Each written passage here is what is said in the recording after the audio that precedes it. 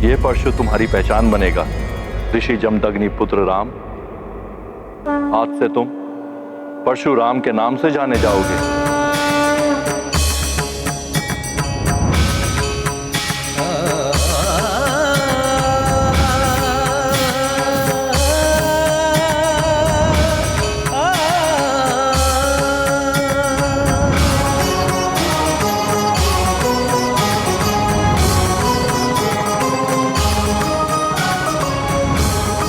ओम नमः शिवाय।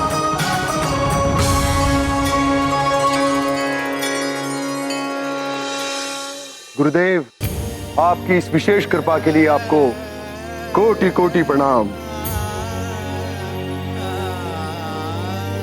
ये परशु सदैव अन्याय एवं न्याय के अंत के लिए तत्पर रहे। कल्याण मस्तु।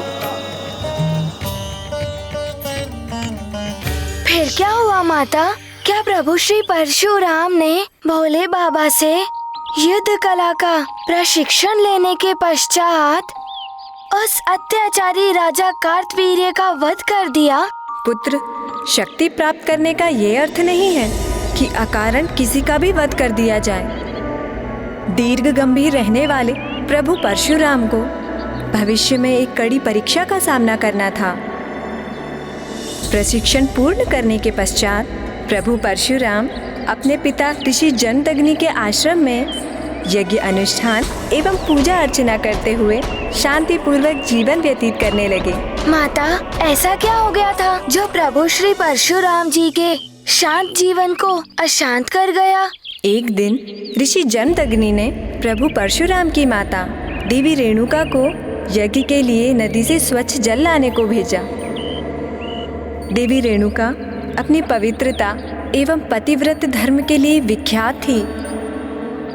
उनके पतिव्रत धर्म की तेजस्विता इतनी प्रखर थी कि वे कच्चे घड़े से भी पानी भरकर आश्रम ले आती थी और घड़ा कभी फूटता नहीं था। किंतु उस दिन ऐसा नहीं हुआ।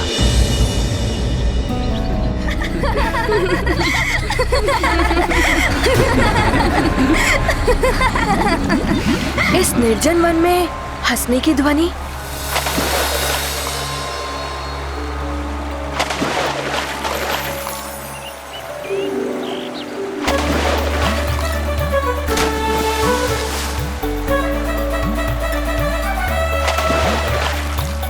प्रतीत हो रहा है कि कोई गंधर्व है जो अपनी स्त्रियों के साथ जल क्रीड़ा कर रहा है।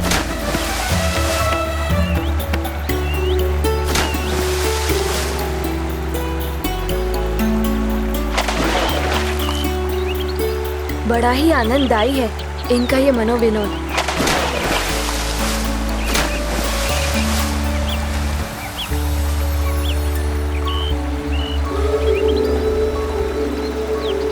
ऐसा आनंद तो मेरे जीवन में कदाचित ही कभी आ पाए।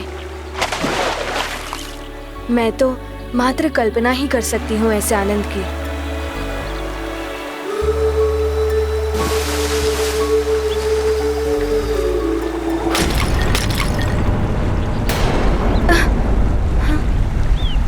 ये क्या हो गया? आज ये घड़ा कैसे फूट गया?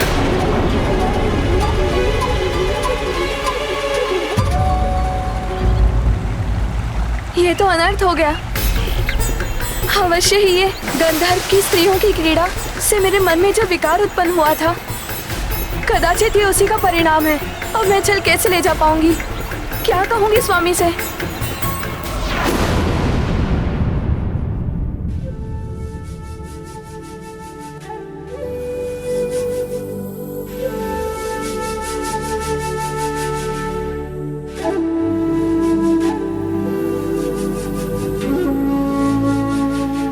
इतना विलंब क्यों हो रहा है? देवी रेणुका आज अभी तक जल लेकर नहीं लौटी? पिताश्री, मैं देख कर आता हूँ कि माँ कहाँ रह गई। तुम्हें कहीं जाने की आवश्यकता नहीं है पुत्र वसु। मैं अभी ध्यान योग के द्वारा देख लेता हूँ कि क्या हुआ है।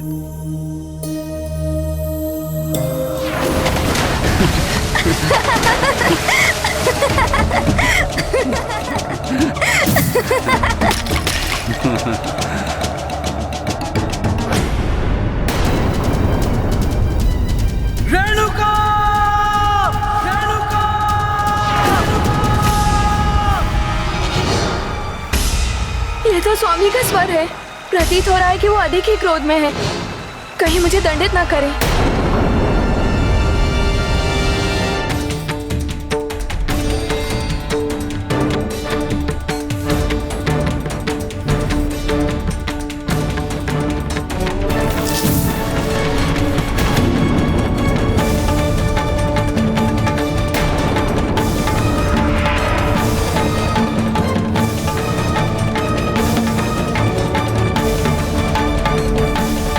क्षमा करें स्वामी, मैं आज जल नहीं ला पाई। कदाचित घड़ा आज अधिक ही कच्चा रह गया था। घड़ा नहीं, तुम्हारा मन कच्चा था।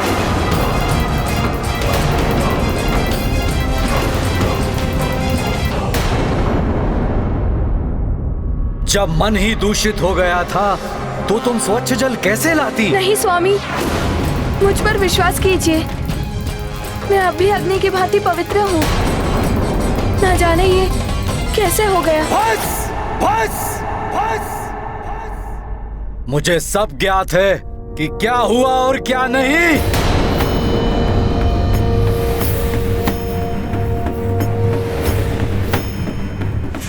रूपवान, सुखेन, वसु, विश्वास, उतरो। ये स्त्री जो तुम्हारी माँ है, इसका मन दूषित हो गया है। सब कुछ जानते हुए भी मिथ्या संभाषण किया है इसने। ये दंड की पात्र है। अतः आगे बढ़ो और अंत कर दो इस स्त्री का।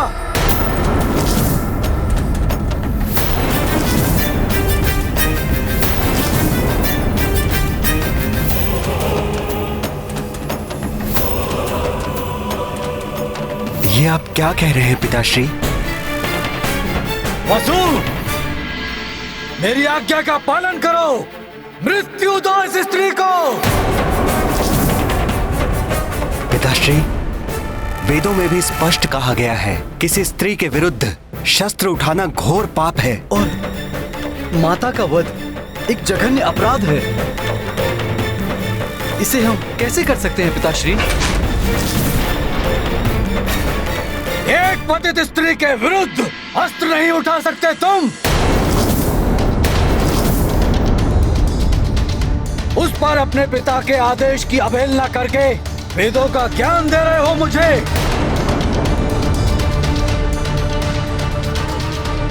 वेदों में तो यह भी लिखा है कि अपने पिता की आज्ञा का पालन न करना घोर पाप होता है। पिता के आदेश की अवज्ञा करने वाले पुत्रों, दंड के पात्र हो तुम सब। मेरा आदेश सुनकर भी तुम सब शिला की भांति मौन एवं स्थिर रहे। मेरा श्राप है तुम सबको, इसी क्षण शिला में परिवर्तित हो जाओगे।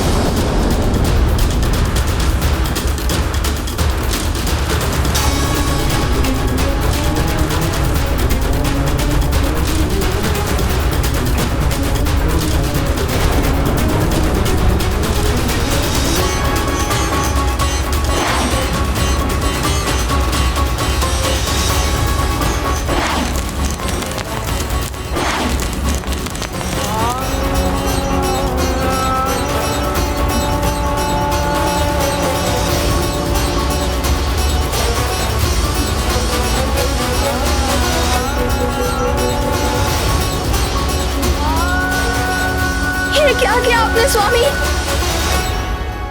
दंड की पात्र तो मैं थी ना, आप मुझे दंड देते। मेरे निर्दोष पुत्रों को अकारण ही दंड दे दिया आपने।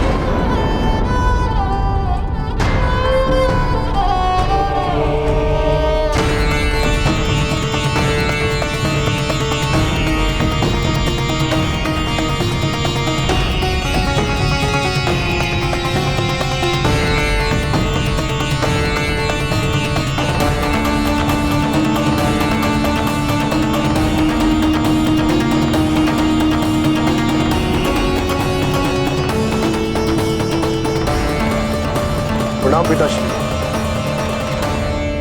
प्रणाम मां।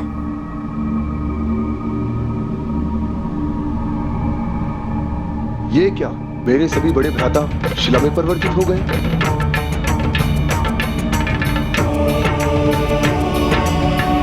और माँ का मुख भी अपराध बोध से मलिन प्रतीत हो रहा है। पिताश्री, क्या हुआ? ये सब? राम, पतिव्रत धर्म से पतित हुई अपनी माँ का वध कर दो।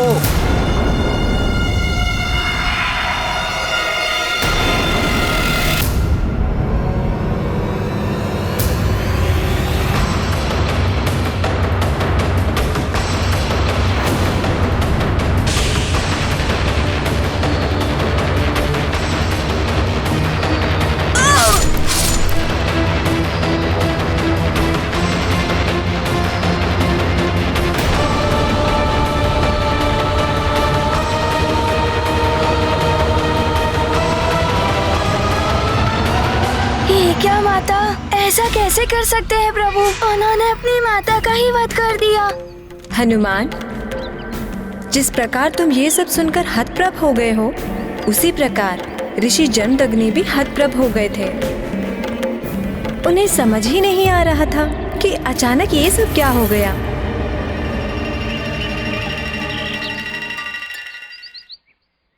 ये क्या हो गया राम? मैंने तो क्रोधित होकर आदेश दिया था और तुमने अकस्मात ही। पिता के आदेश का पालन करना पुत्र के लिए सर्वोपरि कर्तव्य होता है। पिताश्री, आपने मुझे बाल्यावस्था से यही तो सिखाया है और शास्त्रों में भी यही नीति। इसीलिए मैंने एक क्षण भी नहीं सोचा। ये जो हुआ दुखद हुआ, किंतु तुम्हारी पितृभक्ति, मेरे प्रति तुम्हारा समर्पण एवं विश्वास अतुलनीय है। मेरे आज्ञाकारी पुत्र राम, तुम अब मुझसे अपनी इच्छा अनुसार वरदान प्राप्त करने के अधिकारी हो गए हो पुत्र। तो वरदान में मुझे मेरी माँ का जीवन और मेरे भ्राताओं की पूर्व स्थिति चाहिए। पिताश्री, मुझे विश्वास है कि आप अपने तपोबल से उन्हें जीवन प्रदान कर सकते हैं। उचित है पुत्र।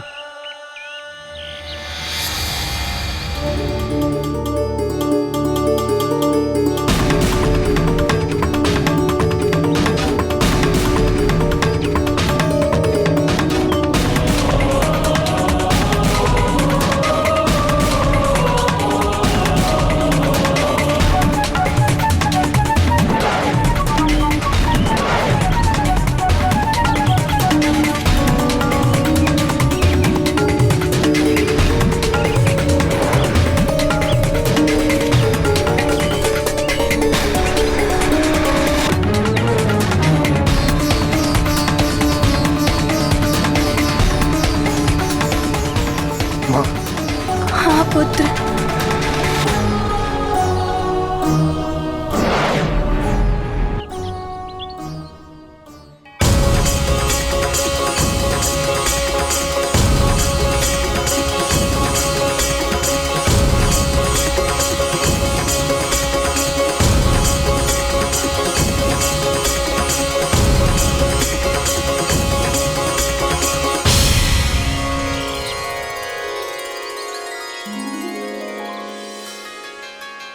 पुत्रों,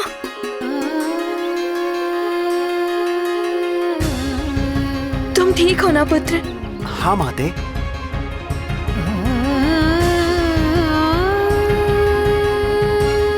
अब आप सब ठीक हो भ्राताओं?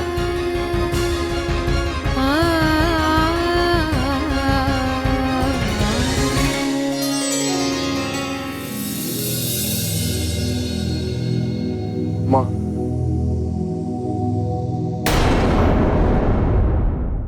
मुझे मेरे कृत्य के लिए क्षमा कीजिए माँ। मुझे दुख है कि एक पुत्र होकर मैंने। पुत्र,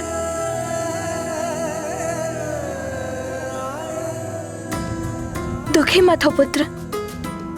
कदाचित मेरे मन के विकार को इसी प्रकार मिटना था, किंतु तुम्हारा ये कृत्य संसार में आने वाली सभी पीढ़ी के समक्ष पितृभक्ति का सर्वश्रेष्ठ उदाहरण बनेगा। मेरा आशीर्वाद है तुम्हें, चिरंजीवी भव। जब तक ये संसार रहेगा तब तक तुम्हारा जीवन रहेगा।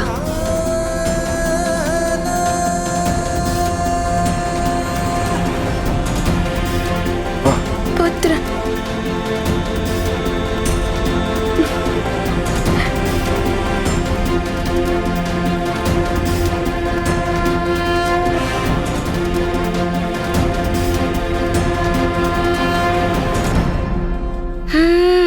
प्रभु श्री परशुराम जी ने बिना विचार किए ऐसा कृत्य कर दिया। मैं तो ऐसे कृत्य के बारे में अपनी कल्पना में भी नहीं सोच सकता माता।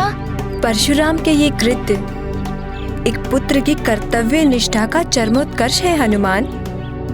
कि पिता के आदेश का पालन करने में किसी भी प्रकार की सोच विचार की आवश्यकता नहीं होती।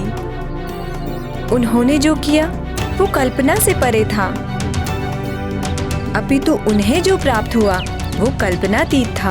फिर क्या हुआ माता? सहस्त्र भुजाओं वाले राजा कार्तवीर्य से परशुराम जी का सामना कैसे हुआ? ऋषि जमदग्नि अपने परिवार के साथ सुखद समय व्यतीत कर रहे थे। फिर एक दिन प्रभु परशुराम वन में लकड़ियां लेने गए हुए थे। उस समय क्रूर राजा कार्तवीर्य अर्जुन अपनी सेना के साथ उनके आश्रम के निकट से निकला और आश्रम को देख वे अशिष्टता पूर्वक अपने सैनिकों के साथ उसमें प्रविष्ट हो गया। देवी रेणुका ने अपने राजा का सत्कार करने के लिए उन्हें भोजन ग्रहण करने को कहा। उन्होंने स्वयं और अपने संपूर्ण सेना के लिए 36 प्रकार के भोग की मांग कर डाली और देवी रेणुका ने उन्हें उनकी इच्छा अनुसार भोजन कराने का वचन दे दिया। माता, ये देवी रेणुका ने कैसा असंभव सा वचन दे दिया था राजा कार्तवीर्य को। सहस्त्रों लोगों का भोजन, वो भी 36 व्यंजन। ये एक आश्रम में कैसे संभव हो सकता था माता? सहस्त्रों लोगों का भोजन, वो भी 36 व्यंजन। ये एक आश्रम में कैसे संभव हो सकता था माता? पुत्र, तुम्हें स्मरण है मैंने तुम्हें कामधेनु गौ के बारे में बताया था?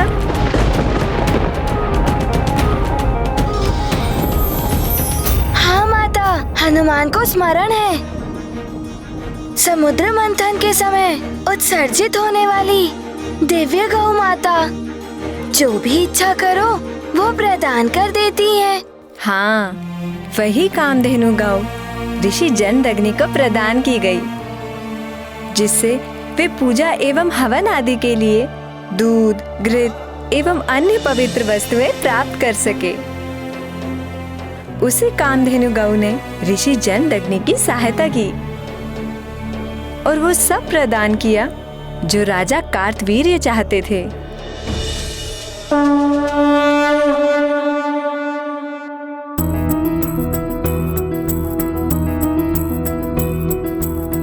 ऋषि नृप का करने सत्कारा, कामधेनु से करे गुहारा।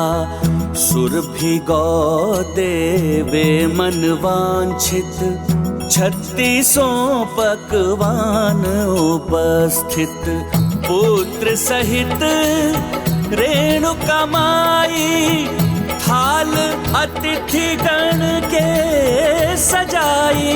राजन सैन्य बल संग आए, भोज किए और तृप्ति पाए। तो इस दिव्य गौ ने इन्हें ये भोजन सामग्री, आसन आदि प्रदान किए हैं। इसका अर्थ ये है कि ये इच्छा पूर्ति दिव्य गौ है, कुछ भी मांगा जा सकता है इससे। ऋषिवर,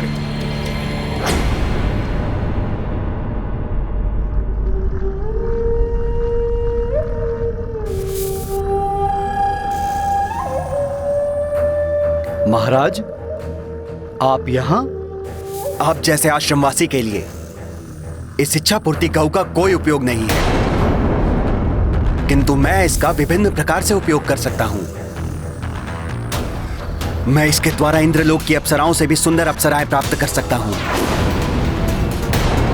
क्या कुछ नहीं कर सकता मैं इससे?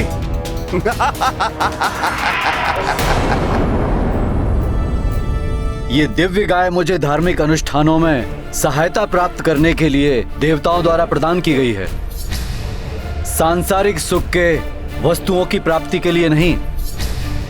ये आपको नहीं दी जा सकती महाराज। महर्षि जमदग्नि, ना सुनने का स्वभाव नहीं है मेरा। मैं यहाँ का राजा हूँ और इस राज्य की हर वस्तु मेरी संपत्ति है। तो आप मुझे ना करने का दुस्साहस नहीं करें तो उचित होगा।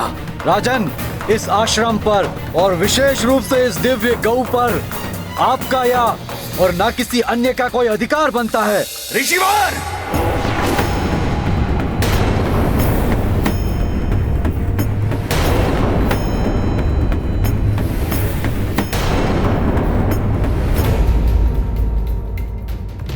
इस दिव्य गौ कामधेनु को कोई भी यहाँ से लेके जा नहीं सकता।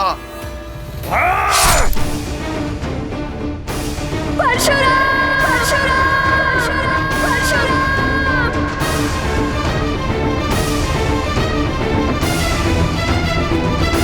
पुत्र, सत्ता और शक्ति का मद जब शीश पर चढ़ जाता है तब मनुष्य न्याय अन्याय के भेद को भूल जाता है और अपनी इच्छा पूर्ति के लिए वो आसुरी वृत्ति तक अपना लेता है और ये भी विचार नहीं करता कि शक्ति कभी भी स्थायी नहीं होती।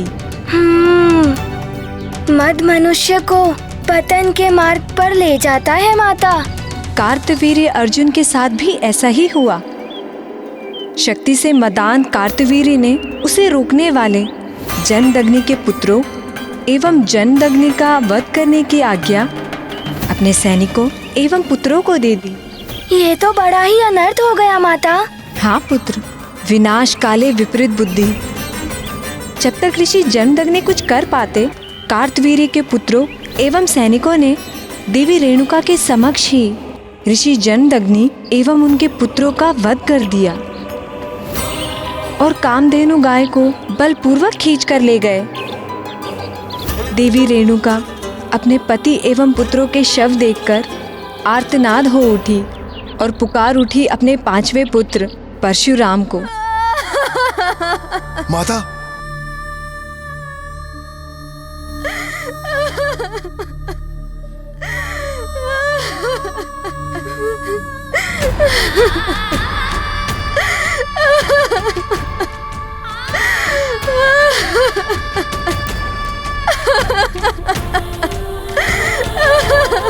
ये क्या हो गया?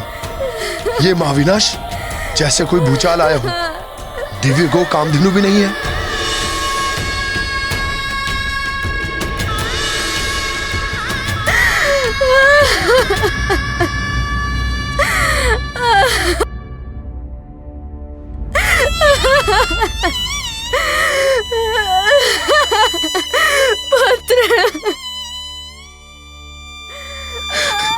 माता,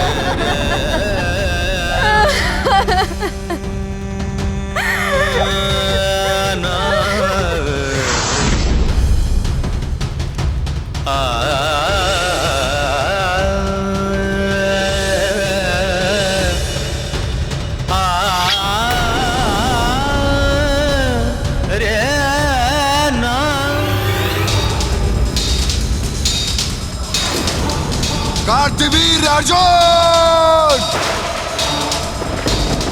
मैं जमदग्नि पुत्र परशुराम शपथ लेता हूं, मैं अपने पिता की इस निर्जीव देह की तुम्हारे वंश का समूल नाश करूंगा। मैं जितने आघात तुमने मेरे पिता और भाइयों की देह पर किए हैं, उतनी बार मैं तुम जैसे अभिमानी और अत्याचारी राजाओं का संहार करूंगा। इस धरा से रक्तिम कर दूंगा मैं क्षत्रियों के लहू से संपूर्ण पृथ्वी को, और इसका आरंभ होगा तुम्हारे विनाश से, कार्तवीर्य अर्जुन।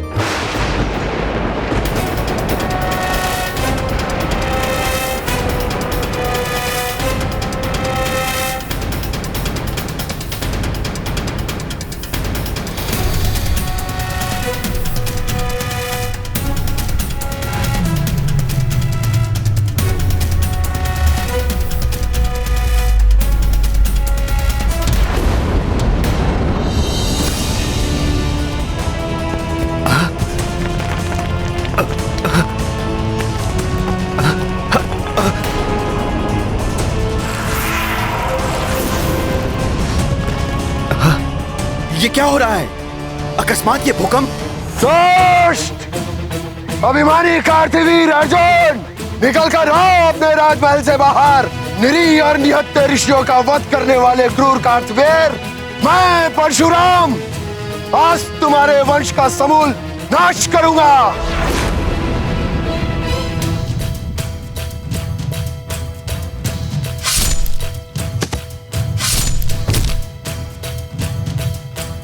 कार्तवीर अर्जुन! किसकी ललकार है ये?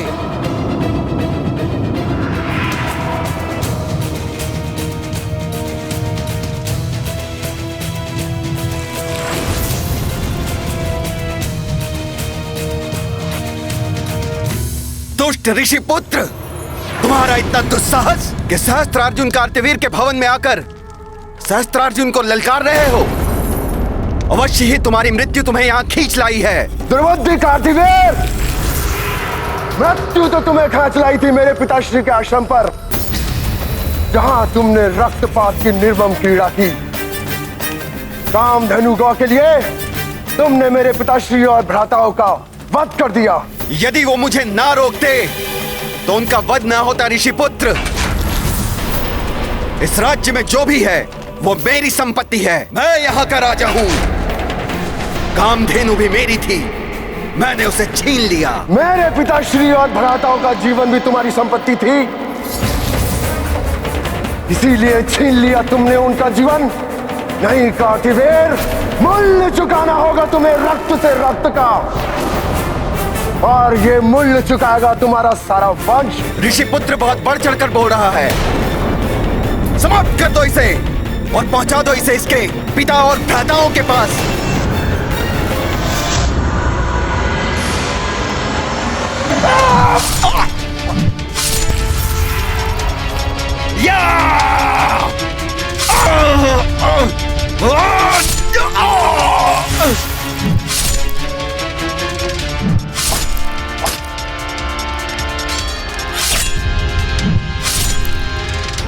मेरा पुत्र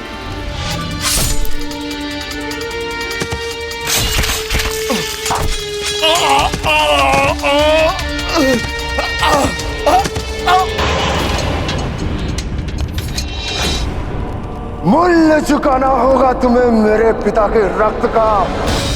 मेरे पुत्रों का वध किया तुमने ऋषिपुत्र। मैं तुम्हें ऐसी मृत्यु दूंगा कि मृत्यु भी कांप उठेगी। कांप तो उठेगी तुम्हारी आत्मा कार्तिवीर। मेरा सामना करोगे तुम तुच्छ ऋषिपुत्र। सहस्त्रबाहु हूं मैं, सहस्त्रार्जुन कार्तवीर्य।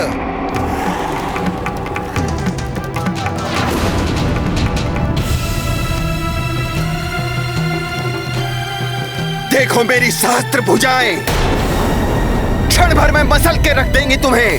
गरजने वाले मेघ बरसते नहीं है कार्तिवीर। तुम्हारी ये सहस्त्र भुजाएं लता वल्लरियों की तरह काट कर रख देगा मेरा परसों। आओ दिखाओ अपनी सहस्त्र भुजाओं का बल।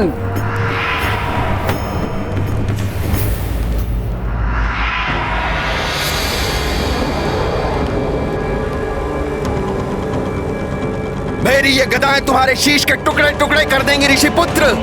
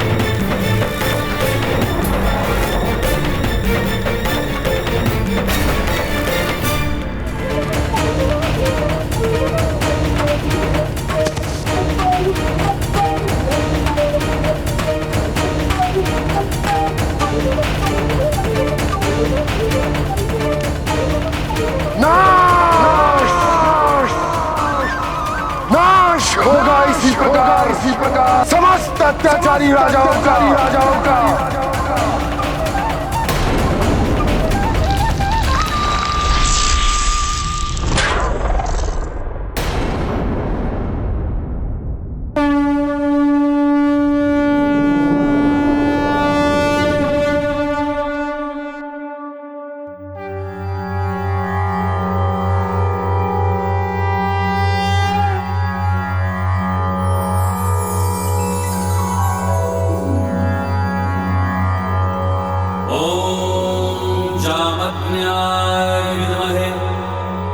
महावीराय महातत्वाय धीमहि तन्नो परशुरामः प्रचोदयात्। तन्नो परशुरामः प्रचोदयात्। ॐ जामज्ञाय विद्महे महावीराय महातत्वाय धीमहि तन्नो परशुरामः प्रचोदयात्। तन्नो परशुरामः प्रचोदयात्।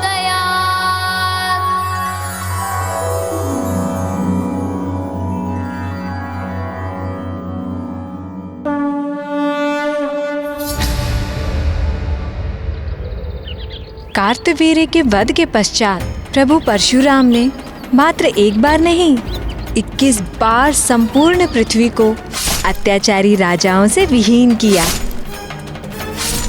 और इस प्रकार प्रभु परशुराम ने संपूर्ण पृथ्वी से अत्याचार को समाप्त किया।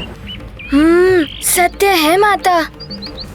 ऐसे ही अत्याचारियों का अंत करने के लिए प्रभु श्री हरि अवतार धारण करते हैं।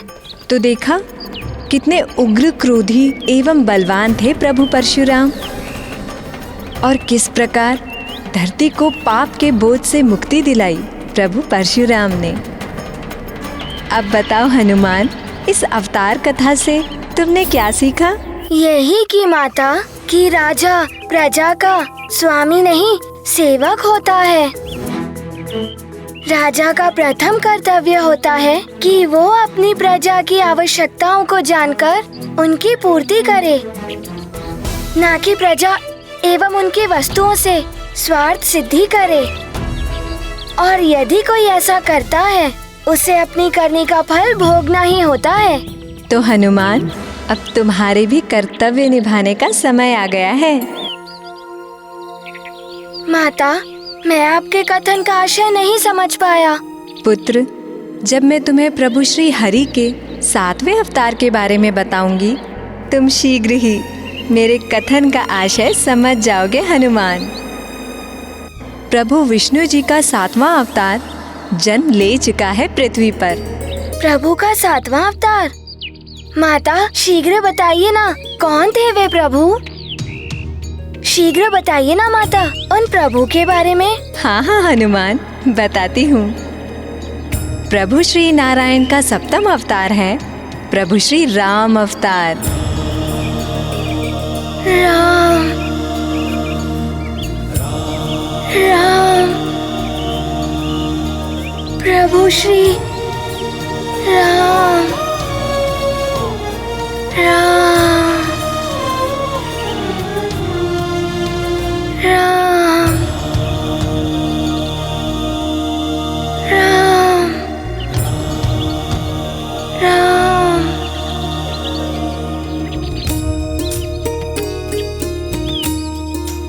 ये नाम तो जैसे हनुमान के हृदय पर अंकित है माता।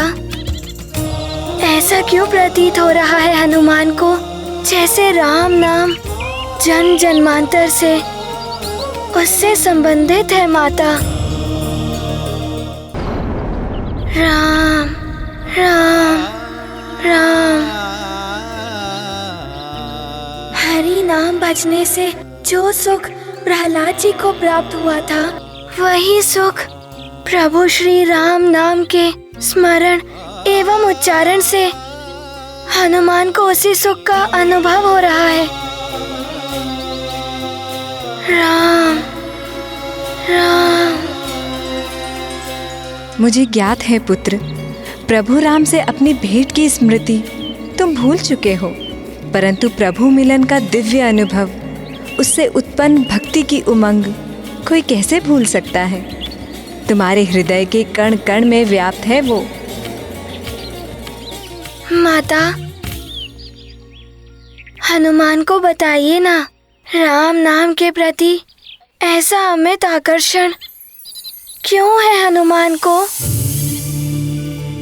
राम राम, ऐसा प्रतीत होता है हनुमान के हृदय से भक्ति की निर्मल धारा फूट पड़ी हो, जो अश्रु बनकर उसके नेत्रों से प्रवाहित हो रही हो।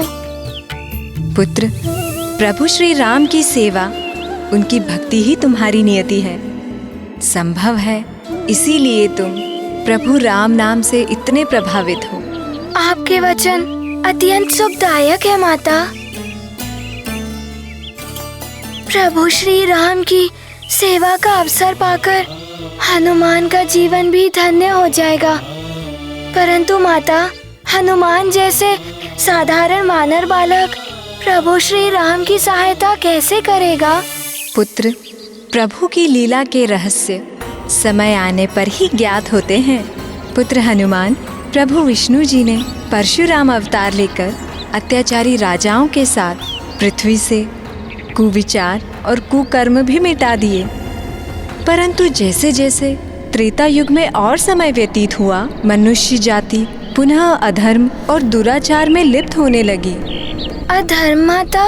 पुत्र, संसार में स्वार्थ, काम, क्रोध, मोह, मद जैसे निकृष्ट भावनाओं का प्रभाव छा गया, जिनसे प्रभावित होकर मनुष्य अनेक कुकृत्य करने लगे, जैसे धर्म की अवमानना, असत्य वचन बोलना, पराई स्त्री एवं पराय धन का हरण करना, ऋषि मुनियों पर अत्याचार, अनुष्ठान का पालन न करना। और ऐसे दुष्कर्मों को बढ़ावा देने वाले दुष्ट हैं असुर सम्राट रावण और उनके भाई कुंभकर्ण, अर्थात अपने द्वितीय जन्म में श्रापित जय और विजय।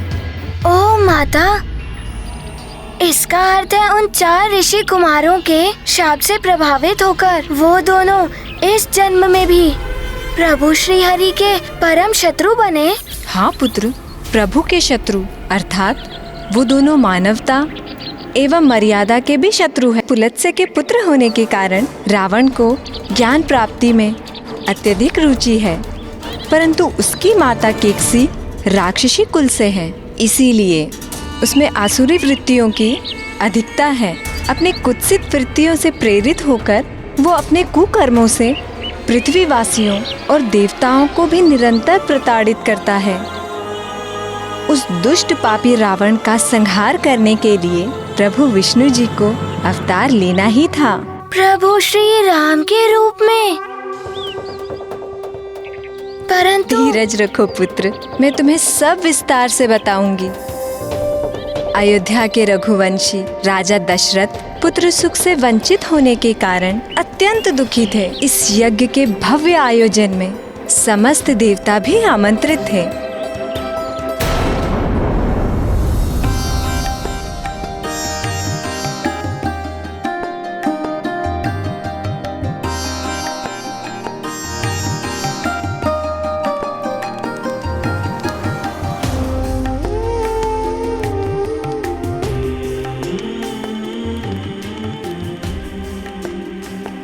हे प्रभु ब्रह्मदेव, दुष्ट रावण अपनी समस्त सीमाएं लांघ चुका है। शीघ्र उसका अंत नहीं किया तो। देवराज इंद्र, आप निश्चिंत रहिए। आपको चिंता मुक्त करने के लिए स्वयं प्रभु श्री हरि विष्णु नर अवतार धारण करने वाले।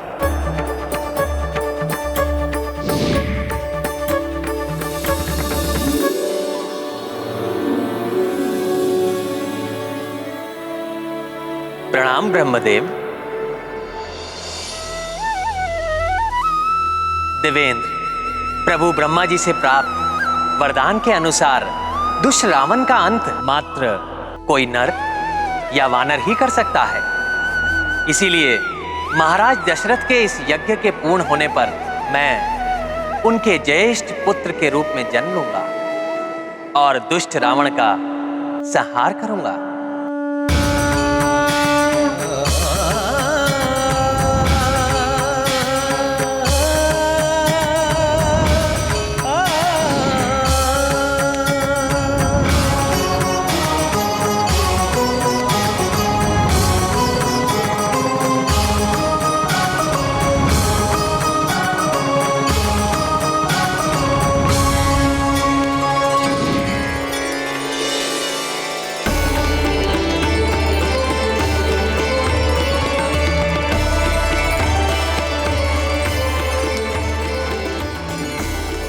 महाप्रतापी महाराज दशरथ, मैं प्रजापत्य पुरुष आपको ये आशीष देता हूँ कि पुत्रों की प्राप्ति की आपकी मनोकामना अवश्य पूर्ण होगी। देवताओं द्वारा बनाई गई इस दिव्य खीर के प्रसाद को अपनी पत्नियों में बांट दीजिए। उनके इस दिव्य खीर के प्रसाद के ग्रहण कर लेने से शीघ्र ही आपके राजप्रासाद में पुत्रों की किलकारियां गूंज उठेंगी।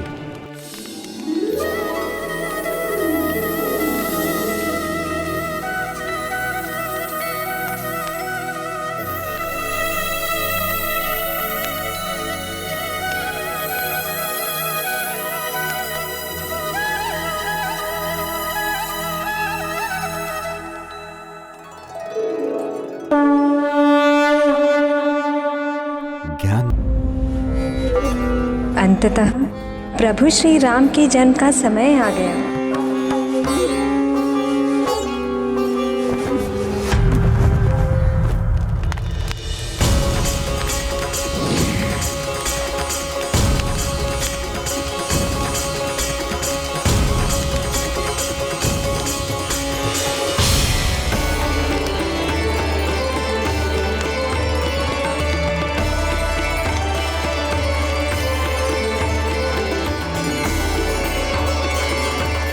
महाप्रतापी महाराज दशरथ, मैं प्रजापत्य पुरुष आपको ये आशीष देता हूँ कि पुत्रों की प्राप्ति की आपकी मनोकामना अवश्य पूर्ण होगी। देवताओं द्वारा बनाई गई इस दिव्य खीर के प्रसाद को अपनी पत्नियों में बांट दीजिए। उनके इस दिव्य खीर के प्रसाद के ग्रहण कर लेने से शीघ्र ही आपके राजप्रासाद में पुत्रों की किलकारियां गूंज उठेंगी।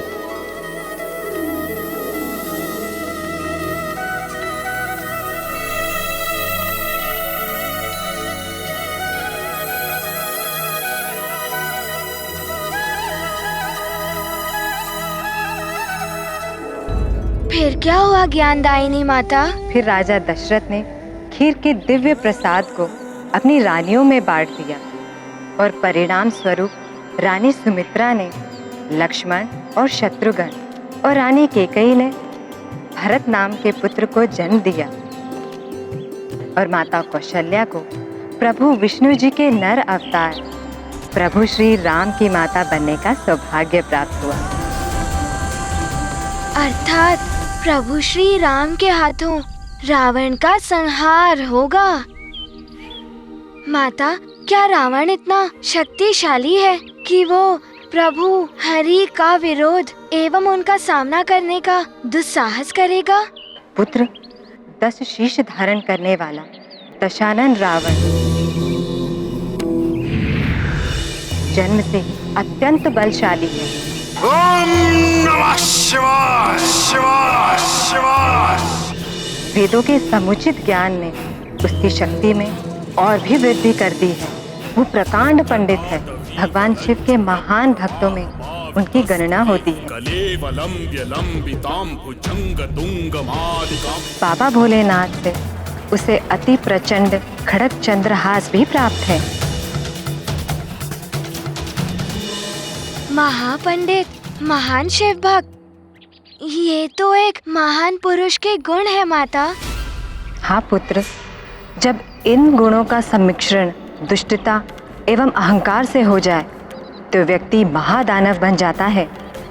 और इस महादानव रावण ने किसी भी शत्रु से स्वयं को सुसज्जित रखने के लिए मेरे स्वामी प्रभु ब्रह्मदेव की घोर तपस्या की और वरदान प्राप्त किया कि कोई नर या वानर ही उसका वध कर सके। परंतु वाली से हुए संघर्ष में पराजित होने और एक वानर से सामना होने के पश्चात उन्हें ज्ञात हो गया कि नर या वानर उसका संहार करने में भी सक्षम हो सकते हैं। मृत्यु का भय उसे पुनः सताने लगा। पूर्व काल में प्राप्त उस वरदान से वो असंतुष्ट हो गया। फिर उसने क्या किया माता? उसने ठान लिया पुत्र कि वो अमृत प्राप्त कर अमृतत्व को प्राप्त करेगा। जीवन और मृत्यु के चक्र से मुक्ति पाकर सदा जीवित रहेगा। इसी आशय से वो पुनः सृष्टि के सृजनकर्ता प्रभु ब्रह्मा जी की घोर तपस्या में लीन हो गया। ओम ब्रह्मदेवाय नमः। ओम ब्रह्मदेवाय नमः। ओम ब्रह्मदेवाय नमः। ओम ब्रह्मदेवाय नमः। ओम ब्रह्मदेवाय नमः। ओम ब्रह्मदेवाय नमः। ओम ब्रह्मदेवाय नमः। ओम ब्रह्मदेवाय नमः। ओम ब्रह्मदेवाय नमः। ओम ब्रह्मदेवाय नमः। ओम ब्रह्मदेवाय नमः। ओम ब्रह्मदेवाय नमः। ओम ब्रह्मदेवाय। दशानन रावण, अपने नेत्र खोलो मत। प्रणाम सृष्टि के रचयिता प्रभु ब्रह्मदेव। आपके दर्शन पाकर आपका यह भक्त कृतार्थ हुआ। तुम्हारा कल्याण हो पुत्र।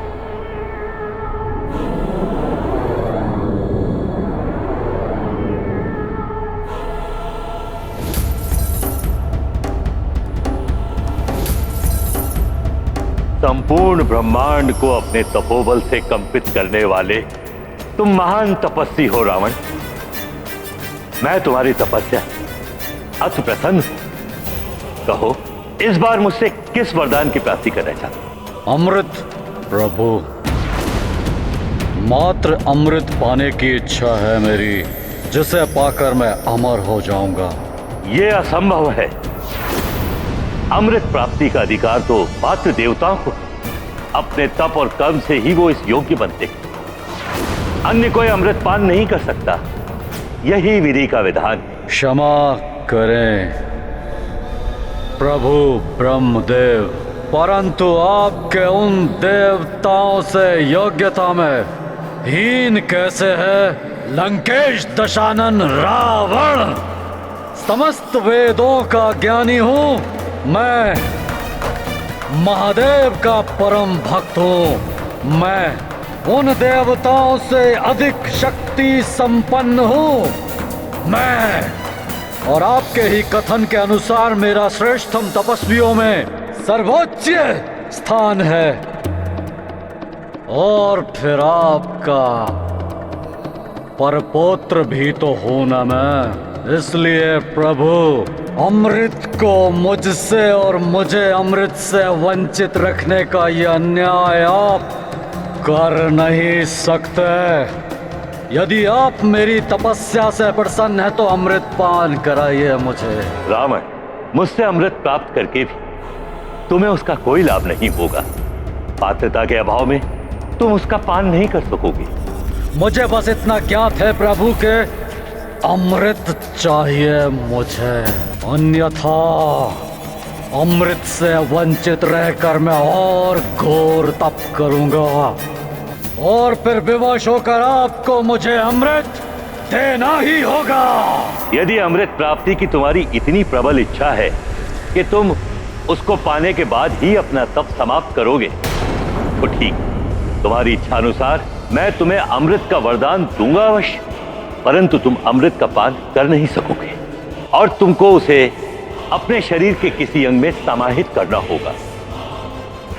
जब तक अमृत वहां रहेगा तभी तक तुम अमरत्व के सुख भोग सकोगे।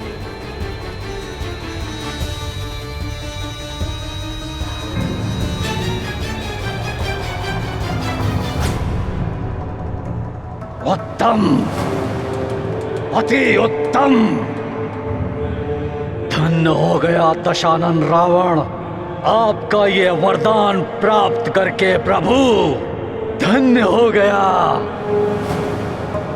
मैंने विचार कर लिया है प्रभु, आपका ये वरदान मैं स्थिर रखूंगा अपनी नाभि में। तथास्तु।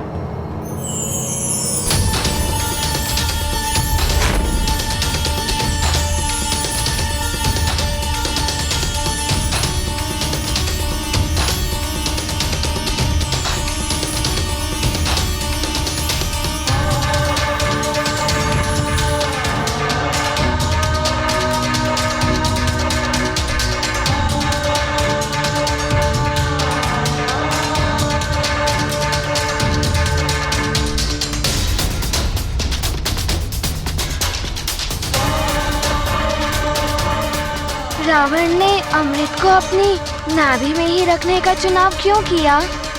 क्या उसका कोई विशेष कारण था? पुत्र, महाज्ञानी और महापंडित है रावण। उसे ज्ञात है वेदों द्वारा स्थापित युद्ध के नियमों के अनुसार नाभि या उससे नीचे अंगों पर वार करना वर्जित है। ऐसा वार करना घोर पाप माना जाता है। इसीलिए अपनी नाभि में अमृत छुपाकर रखने से रावण और सुरक्षित हो गया, क्योंकि जो योद्धा उससे धर्मोचित युद्ध करेगा वो उसके उन अंगों पर कदापि वार नहीं करेगा और अमृत सदा उसके शरीर में स्थित रहेगा। परंतु अमृत पाने के पश्चात रावण निर्भीज्ञ, निशंक और निरंकुश हो गया। अपनी निरंतर दुष्कृत्यों से वो राक्षसी शक्तियों का प्रसार कर रहा है। धर्म की पुनः स्थापना करने के लिए ऋषि मुनि घोर तप करते हैं, तो वो उसमें व्यवधान डालता है। सकल जगह उसके आतंक से पीड़ित है हनुमान। माता, रावण का संहार करने के लिए प्रभु श्री हरि राम अवतार ले चुके हैं ना? हाँ पुत्र, किंतु स्मरण रहे, रावण की मृत्यु नर या वानर के हाथों ही होनी है। वो नर प्रभु श्री राम हैं और वो वानर तुम हो हनुमान। समय आने पर तुम प्रभु श्री राम से मिलोगे। जब उन्हें तुम्हारी सहायता की आवश्यकता होगी, तब पूर्ण निष्ठा से उनका सहायक बन उनके कार्य संपन्न करने का हर संभव प्रयास करना तुम्हारा कर्तव्य होगा। तुम्हारे परम कर्तव्य से तुम्हें परिचित कराने और उसके प्रति तुम्हें प्रेरित करने के लिए ही मैंने विस्तार से प्रभु विष्णु जी के पूर्व अवतारों का वर्णन किया है। समय आने पर पूर्ण क्षमता से प्रभु श्री राम के कार्य को संपूर्ण करना। माता, प्रभु श्री हरि के ऐसी न्यारी लीलाओं के बारे में अवगत कराने के लिए हनुमान आपका सदैव कृतज्ञ रहेगा। हनुमान सदैव आपके द्वारा दिए गए ज्ञान को स्मरण रख अपने कर्तव्य पथ पर अग्रसर रहेगा। सदैव प्रभु इच्छा के प्रति समर्पित रहेगा।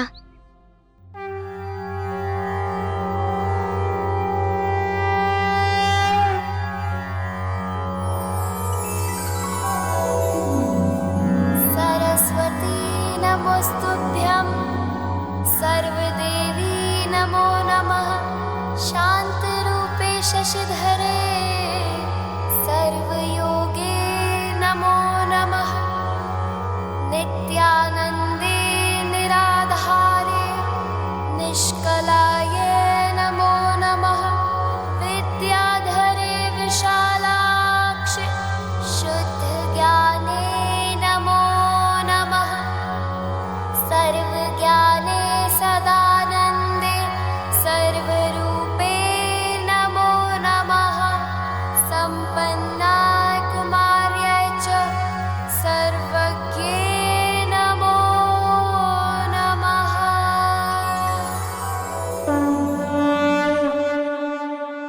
आपको कोटि कोटि नमन माता। निर्भय भव।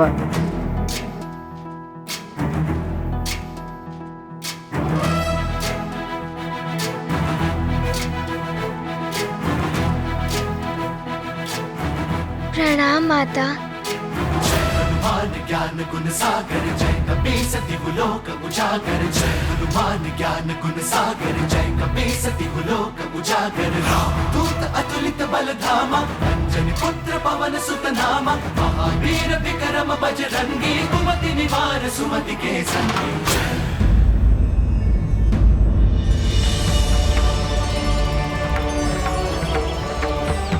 प्रणाम त्रिदेव, प्रणाम त्रिदेवियों।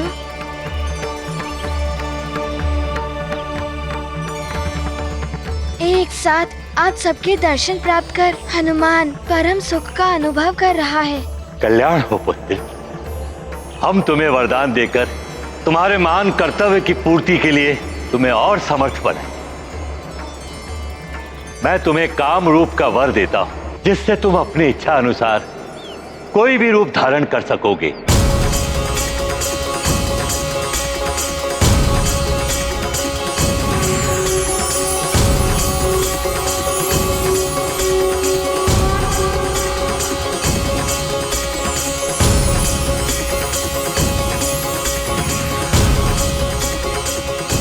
धन्यवाद ब्रह्मदेव।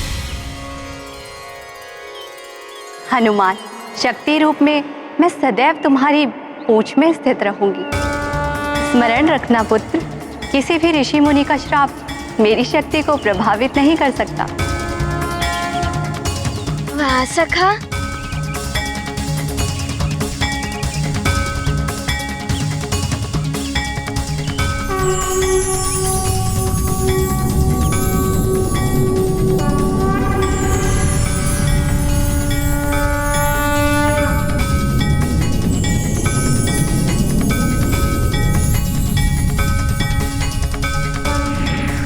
धन्यवाद माता पार्वती। पुत्र, मैं तुम्हें वरदान देती हूँ कि तुम जहाँ भी स्थित होगे वहाँ धन और समृद्धि की वर्षा होगी। मेरे समान तुम सभी की आशा और भावी सुख के प्रतीक होगे और स्वयं प्रभु श्री नारायण की विजय पताका बनोगे।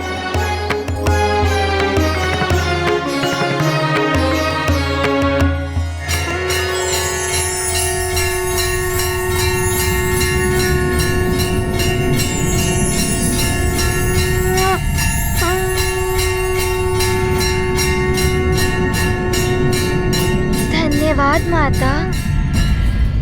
हनुमान पुत्र, भगवान शिव से तुमने ध्यान और हठ योग की शिक्षा प्राप्त की है और माता सरस्वती ने तुम्हें ज्ञान और भक्ति योग में पारंगत बनाया। अब मैं तुम्हें कर्म योग का सार बताऊंगा। हनुमान, कर्म ही मनुष्य के भाग्य का आधार है। इसीलिए पुत्र, अपने कर्मों से धर्म और सत्य की स्थापना करना और संपूर्ण सृष्टि का कल्याण करना।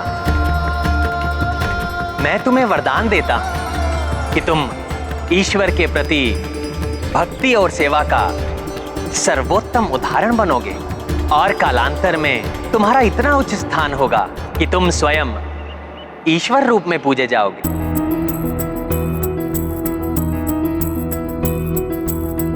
ज्ञान विचारा या हो ध्यान, कर्म बलि है कर्म प्रधान। श्रेष्ठ सदा जो कर्म धरे, सोई स्थापित धर्म करे।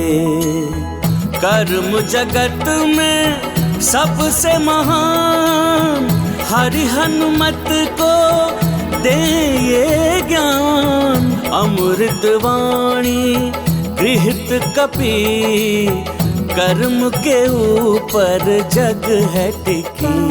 धन्यवाद प्रभु। पुत्र, अब मैं तुम्हें वो ज्ञान दूंगा जो पुण्य स्थल काशी में अपनी निश्वर देह त्यागने वाली पुण्य आत्माओं को मुझसे प्राप्त होता है। सभी दुखों से मुक्ति दिलाने वाला तारक मंत्र राम राम राम राम राम राम।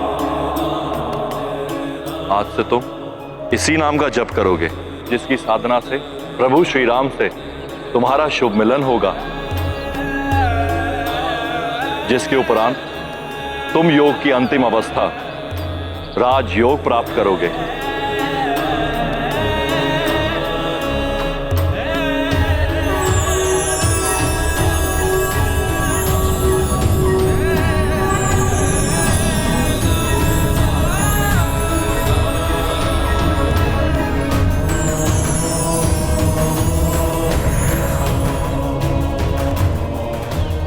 आपका धन्यवाद भोले बाबा।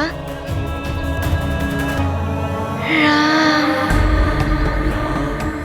राम राम राम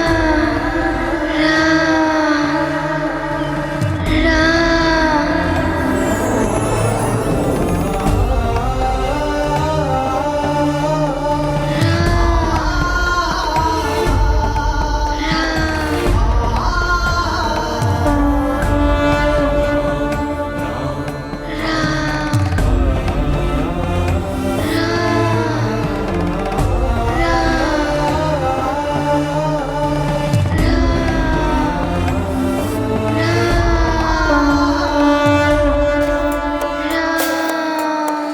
शंकर सुवन केसरी नंदन तेज प्रताप महाजगवंदन। शंकर सुवन केसरी नंदन तेज प्रताप महाजगवंदन। विद्यावान गुणी अति चातुर राम काज करिबे को आतुर। विद्यावान गुणी अति चातुर राम काज करिबे को आतुर। प्रभु चरित सुनबे को रसिया, प्रभु चरित सुनबे को रसिया। राम लखन सीता मन बसिया। हनुमत शंख को मुख से लगायो, तीनहु लोक को दियो गुंजायो। शुभ दिवस आरंभ भयो, शंखनाद संकेत दियो। नाद सकल जग ने ये सुनी, सृष्टि भई उल्लासमयी। धर्म जगत में स्थापन निश्चित कर देंगे बजरंग।